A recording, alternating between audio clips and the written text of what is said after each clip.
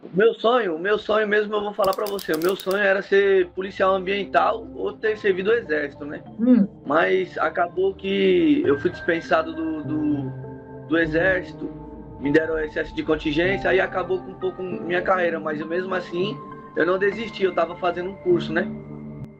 Tem coisas que tornam mais provável que você seja condenado, independentemente de ser culpado ou não. E essas determinações não têm a ver com escolhas, elas têm a ver com questões que são da própria identidade do indivíduo. Se você é homem, você tem mais risco de ser preso do que mulher. Se você é um homem preto ou pardo, mais do que um homem branco. Se você é um homem preto ou pardo e jovem, mais do que um mais velho. Se você é um homem preto e pardo, jovem e pobre, da classe trabalhadora, mais ainda. O Vando chegou aqui, ele tinha 5 anos, pequenininho. Pernambuco, Santa Maria da Boa Vista. Porque minha família já estava toda aqui. Aí a gente veio. Aí eu vim. Eu fui a última a vir. Me arrependo até hoje de ter trazido meus filhos para esse lugar. Eu trabalhava numa loja de ração, né? Que era nossa mesmo, da família. Isso meu tio trabalha desde os, se eu não me engano, desde os 19 anos. 19 anos e eu trabalho com ele, ajudando ele desde os 13 anos, né? A gente tá saindo de casa, na esquina de casa, não dá como se diz, 10 casas na frente, depois que a gente sai do local da câmera, da loja, os policiais puxaram minha documentação, viu que não constava nada. O desespero de uma mãe que está há 2 meses sem respostas. Como que você vai pagar por uma coisa que você não fez? É muita injustiça. Estava trabalhando, ele tinha acabado de sair. A gente tinha prova que ele tinha acabado de sair, mas nada disso adiantou. Falou que ia levar para averiguação, ela me ligou, estava no bar trabalhando. Aí ela falou assim, mãe, oxe, o seu filho tomou um enquadro, já corre para a delegacia, porque eles levaram o seu filho. Eu falei, tá doida? Aí eu ainda falei para ela, mas fica tranquila, eles vão levar e ele vai voltar. Só que para minha surpresa... Para ser reconhecido, eles me colocaram no porta-mala, né? Isso antes dele chegar na outra delegacia, eles começaram a me dar murro na barriga, na costela. Aí me deu uma cotovelada no meu dente que quebrou, né? Foi na delegacia, ele botou as mãos na cabeça e falou para mim, lá dentro do quartinho, né? Do corró, que nem diz pessoal. Ele botou a mão na cabeça e falou, mãe, um negócio desse não tá acontecendo comigo. Aí eu falei, tenha fé em Deus que vai dar tudo certo, porque você não vai ficar aí. Só que quando eu saí, aí já estavam as 3 vítimas lá e falava que era ele. Afirmava com toda a certeza do mundo. Eu cheguei aonde que aconteceu o assalto. E o pessoal falou que viu claramente os assaltantes. E todo mundo era fechado de tatuagem. E o meu filho não tinha uma sequer. E mesmo assim eles... Eu advogo há mais de 20 anos na advocacia criminal e antes de ser advogado também trabalhei na Polícia Civil. A advocacia criminal é bem difícil de trabalhar porque geralmente a gente já chega numa situação que a pessoa já está praticamente condenada e foi exatamente o que aconteceu no caso do Wanderson. Ele tinha sido acusado de ter praticado um crime de roubo consumado, crime de roubo de veículo, e uma tentativa de roubo logo em seguida, 15 minutos depois. Você tem no Brasil, né, assim, mais de 1.600 crimes, né, como crimes em abstrato, mas só 5 crimes produzem a massa carcerária, né? Furto, roubo, tráfico de drogas, homicídio e porte e posse ilegal de arma de fogo. Segundo os dados do Conselho Nacional de Justiça, a população carcerária do Brasil chega a 500 mil presos. E 30% desse número é composto de pessoas recolhidas indevidamente. Ou seja, há no sistema prisional cerca de 150 mil indivíduos que não deveriam estar encarcerados.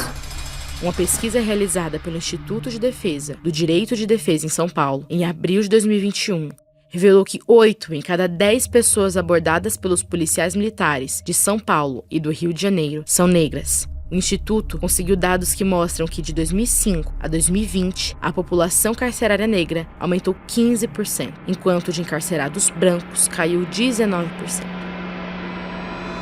O segundo ponto que condena muita gente inocente é o erro de reconhecimento, né? O erro de reconhecimento produzido por testemunhas ou pela própria vítima. Por que o erro da vítima é tão comum de apontar e dizer foi ele e não foi. Nos assaltos, por exemplo, você tem uma fixação na arma. Se alguém vai te assaltar com uma arma branca ou com uma arma de fogo, a tua atenção, por uma questão de sobrevivência, né, vai ser se concentrar no cano da arma. De maneira que você não vai lembrar do rosto do sujeito. Segundo a palavra do meu cliente, alguns policiais militares mostraram uma fotografia no celular do Wanderson para as vítimas. E as vítimas, quando olharam aquela fotografia, os policiais disseram, olha, ele já confessou a prática do crime, se a senhora ou o senhor não reconhecer, ele vai sair e vai continuar praticando o roubo. Então, fica na sua consciência, a senhora vai ou não vai reconhecê-lo. E foi exatamente o que aconteceu. Quando entraram na delegacia, é lógico que as vítimas já estavam perfeitamente induzidas a reconhecer o Wanderson, porque como é que eu vou desconfiar da palavra de um policial militar? Em tese, ele está falando a verdade, né? O policial representa o Estado. A maior falha está no reconhecimento das pessoas. A maior falha está na delegacia. Justamente porque é ali onde acontece a denúncia, né? Então a vítima vai até a delegacia, faz a sua denúncia e o maior problema está ali, né? Porque um caso ele não vai para frente sem que tenha um delegado, sem que tenha um policial, sem que você comece pelo inquérito, enfim, não vai para frente, né? Então se tem pessoas sendo hoje julgadas, começou na delegacia. Começou com a denúncia, então tudo começa aí. Eles chegaram na delegacia, a vítima apontou para mim. Nessa que ela apontou para mim, depois que a gente saiu dessa parte, ele me colocou atrás e colocou eu algemada. Eu não entendi. Me reconheceu dentro da viatura. E depois ela apontou para mim na viatura pro policial. Depois de sair, o policial me colocou na parte de trás. Existem comprovações de que vítimas brancas, reconhecendo réus negros, têm mais dificuldade em diferenciá-los entre si do que se fossem pessoas brancas. Então, tem várias outras explicações, né? Mas é parte de um conjunto de elementos que leva a falibilidade do erro de reconhecimento a algo em torno de 70%. Você imagine que de cada 10 casos, então, em 7 deles, quando a vítima diz foi ele, provavelmente não foi. Não só eu passei por isso, né? Mas é muita gente, de 100% daquelas pessoas que estão lá dentro ali, eu posso afirmar para você que eles não mentem, né? A pessoa não mente para quem está preso junto com ela. 70% é forjado, né, no caso. O Conselho Nacional de Justiça lançou um manual para tornar mais rígido o processo de reconhecimento de suspeitos de cometer crimes. Essa medida é para evitar prisões e condenações de inocentes. Que foi a resolução 484 do Conselho Nacional de Justiça. Essa resolução define os parâmetros para a validação do reconhecimento pessoal. Primeiro, ela diz que o reconhecimento pessoal é irrepetível. Depois que você realiza o reconhecimento, você não pode voltar a fazê-lo. Então, você tem que fazer da maneira certa ou essa prova é nula. O reconhecimento tem que ser feito de acordo com a lei brasileira por perfilamento. Então, você tem que escolher um grupo de pessoas iguais. Você não pode fazer por fotografia. Você tem que fazer elas com as mesmas roupas. Você não pode fazer uma com roupa, claro, de penitenciário. E a pessoa que faz o teste do reconhecimento não pode ser um investigador que tem um suspeito. Ou seja, não pode ser alguém que, ainda que de maneira involuntária, acabe induzindo a testemunha a reconhecer. Antes de fazer o reconhecimento, quer dizer, antes do perfilamento, com no mínimo 5 pessoas para o reconhecimento, a vítima, né, ou a testemunha, é obrigada a descrever em detalhes a pessoa que ela tem que reconhecer. De maneira que não exista uma discrepância entre o relato que ela fez e a pessoa que depois ela reconhece. Eu visitei uma delegacia na Zona Norte de São Paulo e aí eu fiquei o dia com o escrivão. Então eu fui entendendo como que era o inquérito, como é que eles escreviam, quais que eram as maiores denúncias que eles recebiam naquela delegacia. E aí eu fui entrando nos temas que eu achava relevante para o meu trabalho, que era uma sala de reconhecimento, eu nunca tinha visto. Um homem alto, careca, branco e musculoso. Como é que vocês fazem para encontrar essas pessoas? E aí foi o que ele me disse, que não tem como, porque você não tem tempo para poder fazer isso, que eles pegam os próprios funcionários e colocam ali. Claro que sem uniforme, sem nada assim, que identifique, mas eles colocam os próprios funcionários. Eu perguntei para ele se isso não era muito errado, porque aí a vítima, e se ela reconhecesse um funcionário? Então, ele estava falando para mim, em outras palavras, que o reconhecimento é completamente falho. E aí ele falou que na verdade não, mas que já tinha acontecido uma situação, mas aí a gente sabe que não é verdade, porque era um funcionário, ele meio que se enrolou ali. Agora o ruim da cadeia é o seguinte, que é o modo que a pessoa é tratada, entendeu? Que é uma coisa que nenhum ser humano devia passar por isso, nenhum.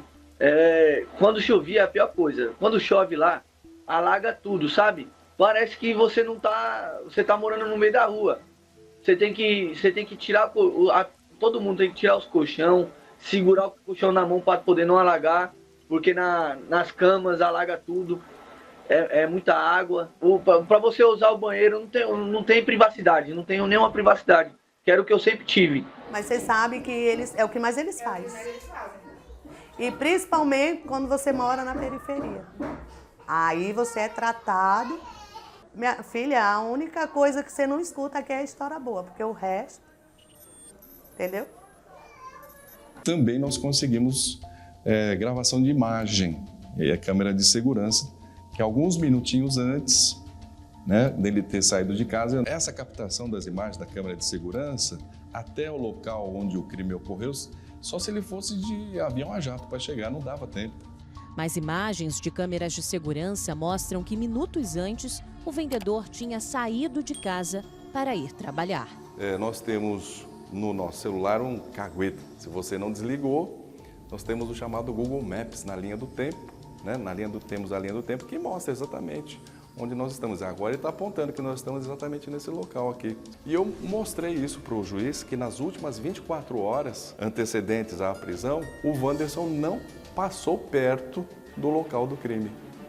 3 pessoas diferentes, que não necessariamente são amigas, mas conhecem o Wanderson e viram ele naquele local, no mesmo horário do roubo. Então, o próprio juiz, ele, baseado nesses fatores, ele disse que não tinha como condenar, porque a defesa plantou a semente da dúvida. Eu tenho muita raiva, hoje em dia, dos policiais, e eu generalizo todos. Para mim, não existe um policial bom hoje em dia. Eu acho que todos são iguais, eles, como é que se diz, eles fazem a gente ter medo deles. Hoje em dia eu não tenho mais medo. Porque eles já tiraram o que eles podiam tirar da gente, ele já tirou. Então, um a mais, um a menos, é só mais injustiça na nossa vida. Então eu não tenho mais medo deles, eu tenho ódio deles. Eu odeio policial. Aí eu tentei procurar emprego também aí, não consegui mais. Não consegui mais arrumar serviço nenhum. Ela tava daquele jeito, ela tava muito abalada. Ela era uma pessoa feliz, você nem sabe como é que ela é. Mulher batalhadora, o sonho dela era ver a gente tudo bem. Uhum. Mas isso aí acaba com o psicológico da pessoa. Eu mesmo, se eu falar pra você que se eu estiver falando com a pessoa aqui, se der mais ou menos umas meia hora, eu não lembro mais de nada. Sabe? A pessoa não tem pensamento mais pra nada.